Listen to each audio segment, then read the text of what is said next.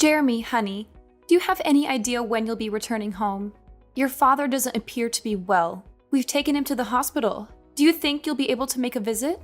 Oh, is it finally the moment to bid farewell to the old man? It's time. I've been waiting for this for years. That's not good at all. Why would you say something like that? This isn't the time for jokes. Dear, we need you here. Can you come? I'm not sure. I'm quite busy. Maybe if I feel like it. If you feel like it? What are you saying? Your father might be in critical condition. It could be life-threatening. I said I'm busy. You can be so persistent sometimes. Oh, by the way, if any other relatives come to visit, make sure to tell them that I'm late due to work. I can't have you telling stories and ruining my reputation. Make sure they still think I'm a great guy. All right, I will. But honey, I'm certain your dad would be delighted to see you. Your visit might be just what he needs to recover. We'll be waiting. Please come as soon as you can. Yeah, whatever. I thought taking care of the house was your responsibility. And now you're bothering me with all these things I really don't care about. You should really do better. Aren't you supposed to be my wife? All right, I'll try my best. But please promise me you'll come and visit when you have the time.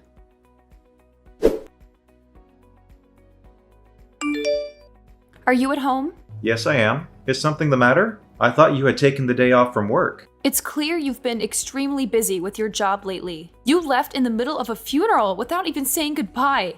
I should probably let you know that I've quit my job. What? Why would you do such a thing? Haven't you heard? Dad left behind a substantial fortune. I didn't know about it until now, so there's no chance you knew. There's almost $5 million in his bank account. Really? But I still don't understand why you would quit your job just like that. It doesn't make sense.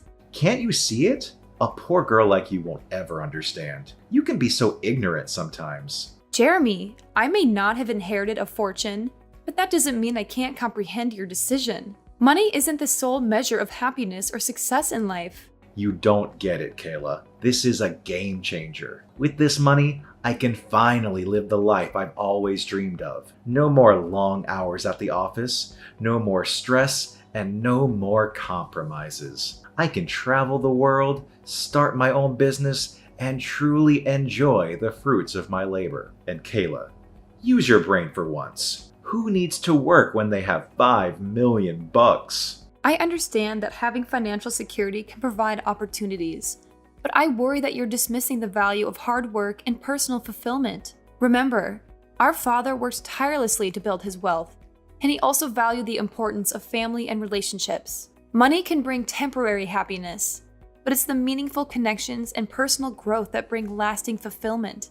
You're so idealistic, Kayla. I've spent years struggling to make ends meet, constantly worrying about bills and debts. This fortune is my ticket to freedom and a life without limitations. I deserve to finally enjoy the luxuries I've always desired. I don't see where this is going. I just want you to consider the potential consequences of abandoning everything you've worked for. Success is more than just financial wealth. It's about finding purpose, making a positive impact, and maintaining healthy relationships. While money can open doors, it can't guarantee genuine happiness or fulfillment. Well, I do. I suppose I'm different from ignorant people like you who have nothing. You're pitiful. You just can't comprehend the mindset of a millionaire like me. That's why I detested living with you. Fortunately, we can finally put an end to it. Sorry, I'm not quite following. What do you mean by put an end to it? You can leave now. Get out of the house. Leave the house? Does that mean... Wow, you can actually understand something. Yes, it means I'm kicking you out. I don't need you anymore. I'm about to be able to get whatever I want with this money. I have no need for you. Wait, are you serious about kicking me out? Yes. Can't you read? It's practically guaranteed that I'll inherit Dad's fortune. I'm the eldest in the family, and I took care of him in his final years. That leaves a good impression when it comes to dividing his assets. But you didn't take care of him. I was the one who took care of your dad all these years. So what? You're not his actual family, just my wife. If you took care of my dad, then good. It means I trained you well. It also means my brother will have fewer chances of getting anything. I doubt he'd be getting anything. So from now on, I'll live a happy life with Dad's $5 million. But what you're basically telling me is that as soon as you thought that you were going to inherit the $5 million, you decided to kick me out. Is that correct? Yes, that's what I've been telling you for the past couple of hours. Anyway, now that you finally understand why I don't need you anymore, it's time to arrange our divorce. And no, don't worry about the costs. I'll cover all the fees. I'll even give you an extra $50,000 if you leave promptly. Really? You're willing to do that for me? I have money to spare, unlike you, but once you accept the money, that'll be the end of it. We won't have any further conversations, okay? Can I ask a few more questions? You seem eager. Have you been planning this divorce for a while? But we didn't really have time to have a child. I was busy taking care of your dad, and you were rarely home. Enough with the excuses. Just get out of the house, will you? You'll have to leave eventually because I'm going to sell it. Sell it? Why? It holds so many precious memories with your dad. Probably more than I have. Don't you want to keep it? I'm preparing to buy a new house, and I need the proceeds from selling this one to help with the mortgage. I'm offering you $50,000. So stop complaining. It might be a significant sum for someone like you, but consider it as compensation for me cheating. I knew that you were really deceiving me the whole time. So I assume you'll be moving in with the woman you cheated on me with. Feeling jealous now? It doesn't matter. You'll be out of the house, and you won't have anything to do with me for the rest of your miserable life. It's only been 5 days since your dad passed away, and you're already planning to sell the house. I wanted to give you the benefit of the doubt, but it's clear you don't care about your father. You're talking too much. I no longer consider you my wife. You have no say in anything. I suppose you want me to thank you for taking care of Dad? But that was the one and only useful thing you did. Now that it's over, I have no reason to keep you. The $5 million is practically already mine. Just be smart for once. Take the $50,000 and leave. All right, then I agree to the divorce. That took you long enough. I want you to pack your things and be out of the house by the end of the day. Is that clear? Yes, I understand. Then fine. I'll prepare the documents and send them to you. Or maybe I'll leave them on the kitchen table when I leave. When will you transfer the $50,000 to my bank account? The sooner the better. My current savings should be just enough. I can't wait until I receive the inheritance. $50,000 is nothing compared to $5 million. Then please transfer the money today. I'll accept it as compensation for you cheating on me. Thank you for taking care of me, even though there really isn't much to thank you for.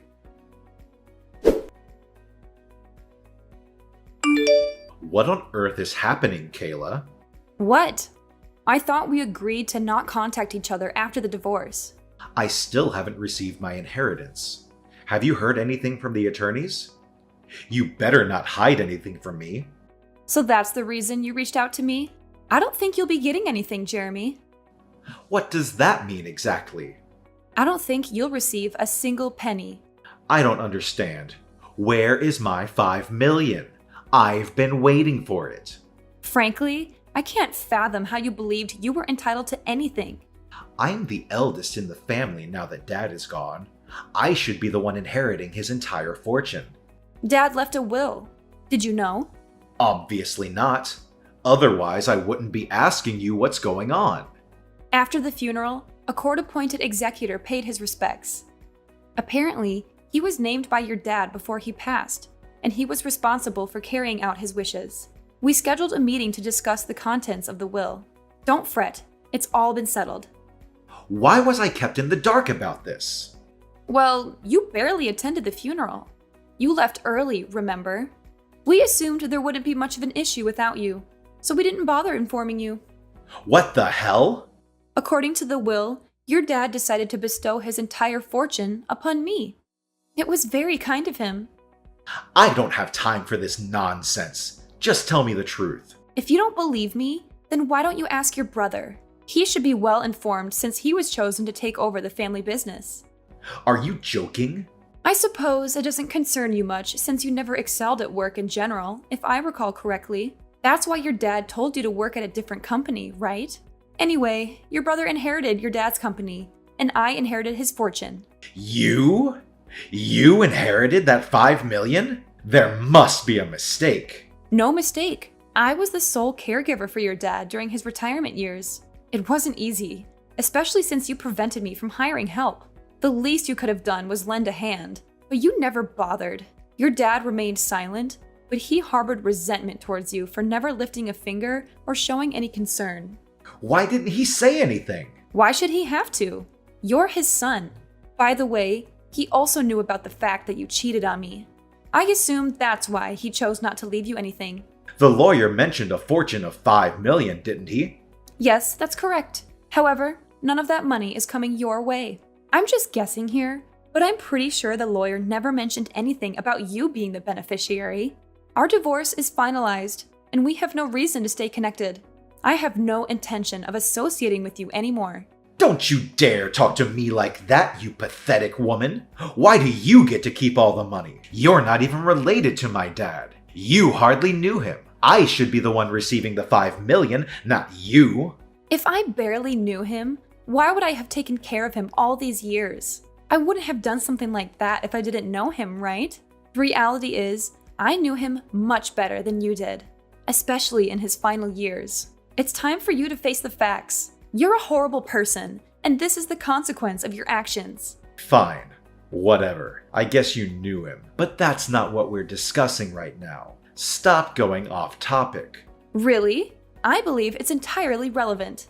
You're the one who started the conversation about what happened to the money, right? I'm just trying to be considerate and explain how your father, out of his kindness, decided to leave me his fortune.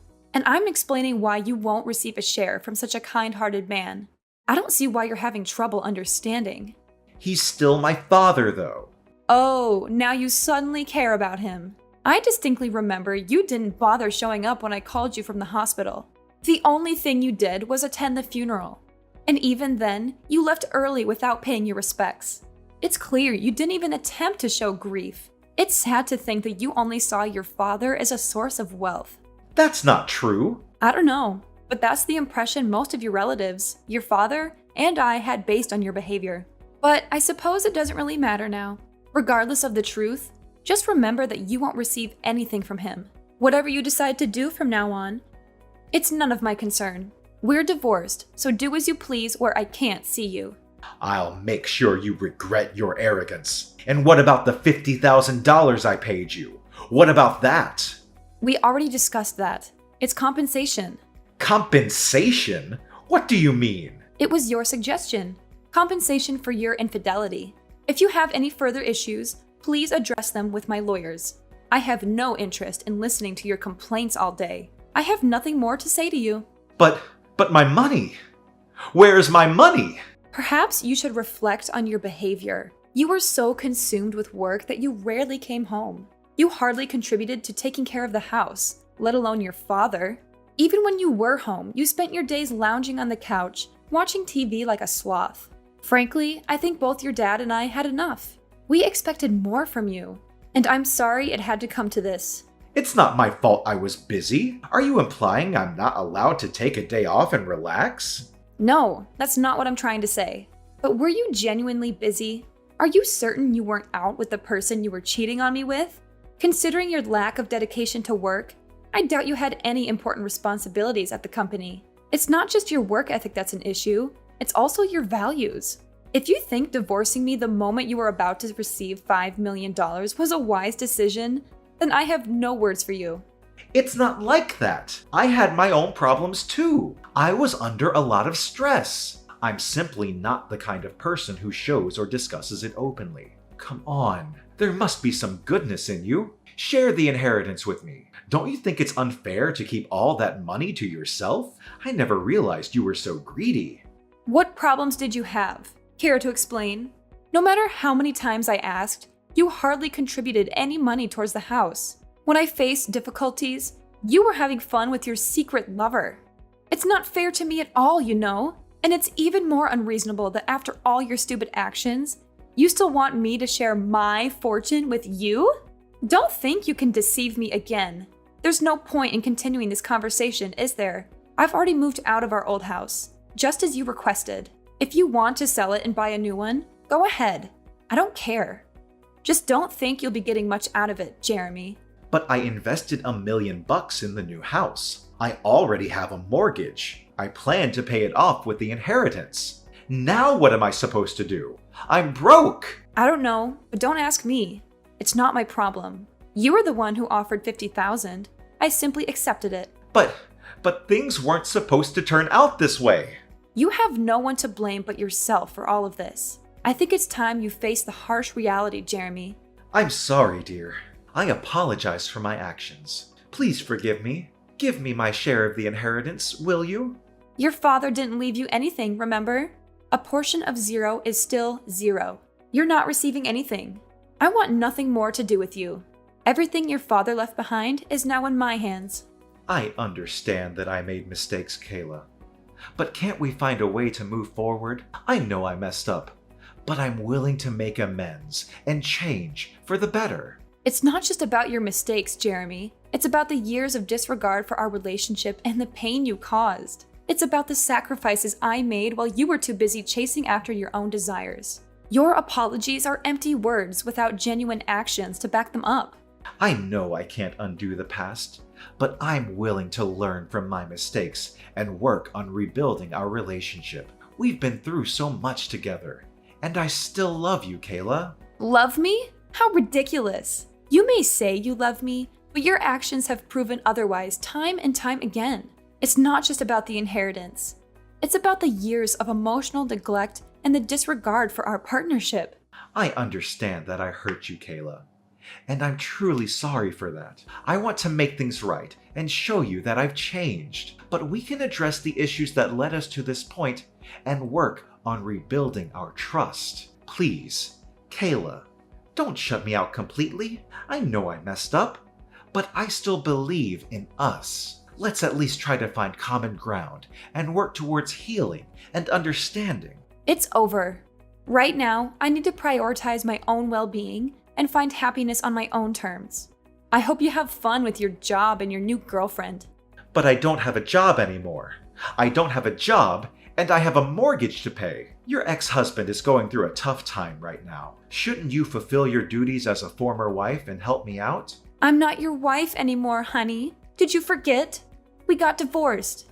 Please, help me. Even though we're no longer married, we spent years together. We used to love each other deeply. But did we really? If we did, it was a long time ago. The past few years have been incredibly challenging for me.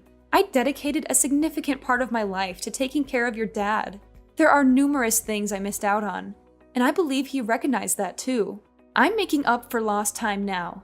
I'm sure he would want me to spread my wings. I understand that you feel like you missed out on things, but that doesn't erase the love we once had, right? Remember the time I always cared for you?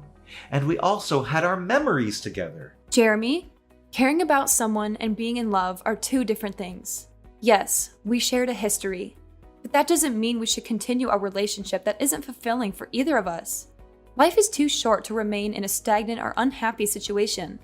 I can't imagine my life without you, Kayla. We've been through ups and downs, and I always thought we would find a way to make it work. I know it's difficult to accept, but sometimes relationships run their course. We both deserve to find happiness and fulfillment, even if it means going our separate ways. I'm nearly 40 now, but it looks like life will finally become better. I've spent years putting others before myself, and now it's time for me to prioritize my own well-being and personal growth. I'm sorry to say that I can't say the same for you, Jeremy. Don't give up on us so easily, Kayla. We can work through this. Could we please find a way to reconnect? No! Can't you just stop irritating me? Listen here. It's important to acknowledge that people change and evolve. The person I am today is not the same person I was when we fell in love. I've grown, and my priorities have shifted. It's time for both of us to embrace new chapters in our lives and discover what truly makes us happy. Goodbye, Jeremy. I hope we can find peace and happiness separately. After what happened between Jeremy and me, I made the decision to block him, ensuring that I wouldn't receive any messages or calls from him. It was a necessary step to protect myself from any further emotional turmoil. Interestingly, I recently heard from a close friend that Jeremy had been persistently seeking lawyers in an attempt to contest his exclusion from the inheritance. However, all of his efforts were in vain, as every legal professional he approached confirmed that he would not be entitled to any portion of the estate. It was at that moment, when faced with the unanimous verdict of legal experts, that Jeremy finally came to the stark realization that there was nothing more he could do to alter the situation. The consequences of his actions had caught up with him, leaving him not only emotionally shattered, but also financially devastated. Deep in debt and with his bank account drained, he had no choice but to accept the harsh reality before him. To make matters worse, as soon as his girlfriend discovered that Jeremy would not be receiving any inheritance, she promptly abandoned him, leaving him to face the consequences alone. Their plans for a new house, which were built on the expectation of financial security, crumbled away, leaving Jeremy in a state of despair and uncertainty. In a desperate attempt to seek assistance, Jeremy turned to me and other relatives, pleading for help and support. However, his pleas fell on deaf ears as all of us, having witnessed the pain he had caused and the consequences of his actions, refused to extend a helping hand. With no alternative left, Jeremy found himself in the position of having to find a new job. Unfortunately, his search proved to be a challenging one, as he struggled to secure a full-time or even a decent part-time position. Eventually, he was left with no choice but to accept a job at a factory located in another state, where the working conditions were nothing short of abysmal. Day and night, he toiled tirelessly, with minimal rest, simply to make ends meet. On the contrary, I used the property inherited from my dad to establish a thriving business. With hard work, determination, and a stroke of good fortune, my venture flourished over the years. And as fate would have it, I crossed paths with a kind-hearted gentleman whom I eventually married. Moreover, I also spent an amount of money on charity and volunteering. These voluntary activities really helped me to find peace in my heart, so that I can begin a new chapter of my happy life. In essence, my goal in life is to find true happiness and make the most of the opportunities that come my way. While Jeremy's actions and choices led him down a difficult path, I choose to forge ahead, learning and growing from my experiences and honoring the blessings that have come my way.